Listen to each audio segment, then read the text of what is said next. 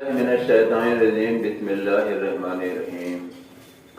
صحیح مسلمان کیسے بنے؟ آنے والے قیامت تک کے مسلمان کے لیے آپ صلی اللہ علیہ وسلم کی شریعت ہی کافی ہے۔ اگر انسان کامیاب ہونا چاہتا ہے تب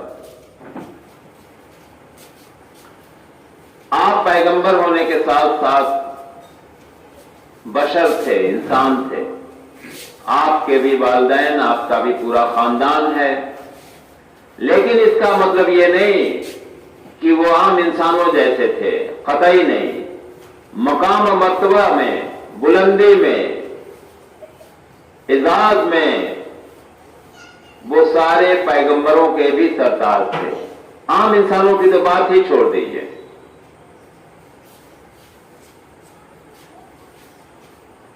ایسے میں چونکہ یہ تصورات اس طرح کے پہلے بھی پائے جاتے تھے، اس وقت جب اللہ کے نبی صلی اللہ علیہ وسلم کو نبوت سے نوازا گیا تو عرب کے باشندوں نے کہا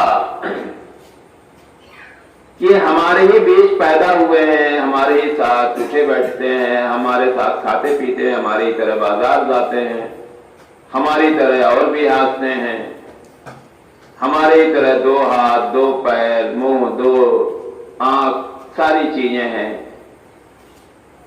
تو نعوذ باللہ یہ بھلا کیسے نبی ہو سکتے ہیں؟ آج کا مسلمان اسی کے الٹ الزام لگاتا ہے کہ اللہ کے نبی صلی اللہ علیہ وسلم چونکہ معزز نبی ہیں اس لیے انسانوں جیسے نہیں ہو سکتے، جبکہ دونوں اپنی اپنی اسٹریم پر ہیں۔ ایکسٹریم اس وجہ سے کہ آپ یقیناً بشر ہیں، لیکن عام انسانوں سے مشابہت صرف اس معنی میں ہے کہ آپ کی بھی پیدائش عام انسانوں جیسی ہوئی ہے۔ آپ بھی کھاتے تھے، پیتے تھے، بیمار پڑتے تھے، بازار جاتے تھے، دو ہاتھ، دو پیر، نیند آتی تھی، سوتے تھے، جاگتے تھے، روتے تھے، تمام چیزیں۔ رہا سوال مقام و مرتبے میں، بڑا سے بڑا انسان بھی آپ کے پیر کے دھول کے ذرے برابر بھی اہمیت نہیں رکھتا۔ یہ بلندی جو اللہ تبارک تعالیٰ نے آپ کو عطا کی ہے، وہ کوئی بھی انسان کتنوں محنت کر لے وہاں تک پہنچنا مشکل ہی نہیں، ناممکن ہے۔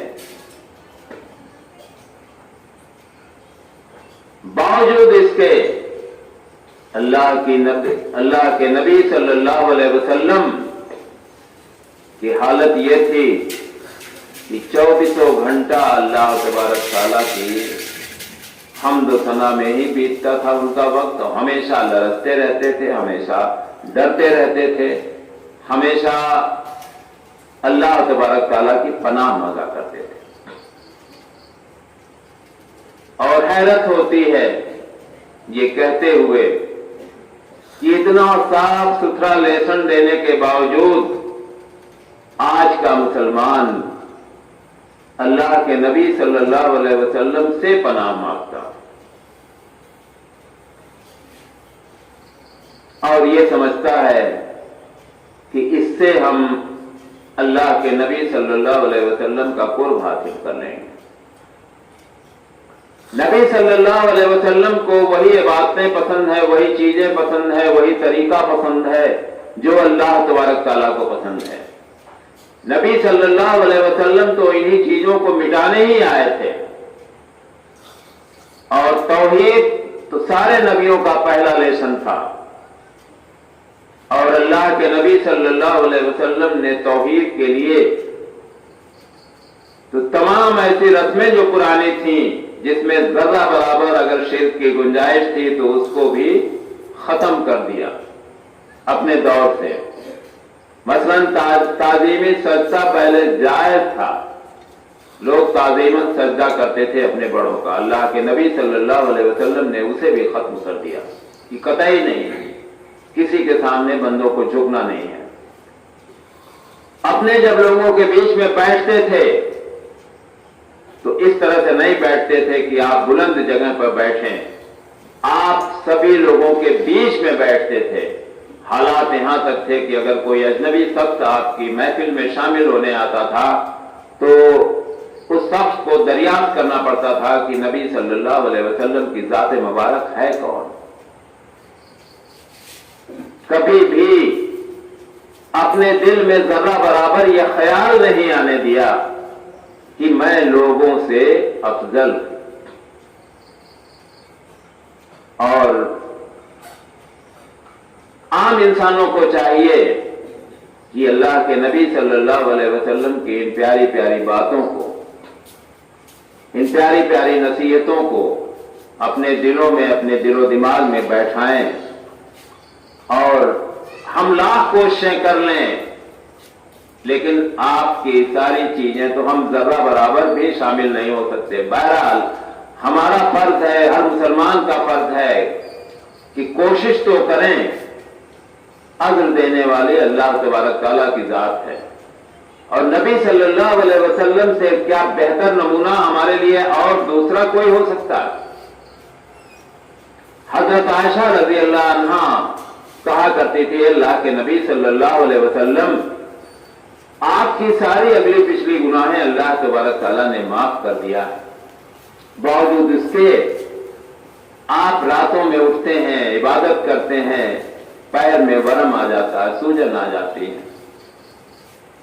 اللہ کے نبی صلی اللہ علیہ وسلم کا جواب سنیے کہ اے عائشہ، کیا تم یہ نہیں چاہتی کہ ہم اللہ کے مقرب بندوں میں شامل ہو جاؤں؟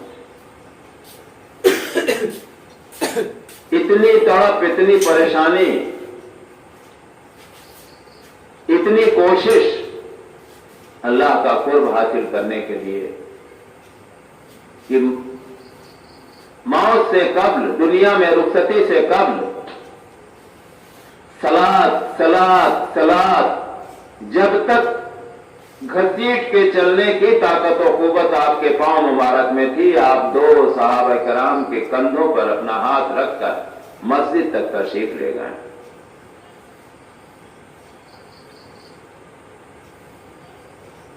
اور ہمارا اسی نماز کے لیے کیا حال ہے کسی سے چھپا نہیں، جبکہ اس وقت مسجدوں کا حال یہ تھا کہ ذرا سی بارش ہو جاتی تھی تو پانی ٹپکتا تھا، فرش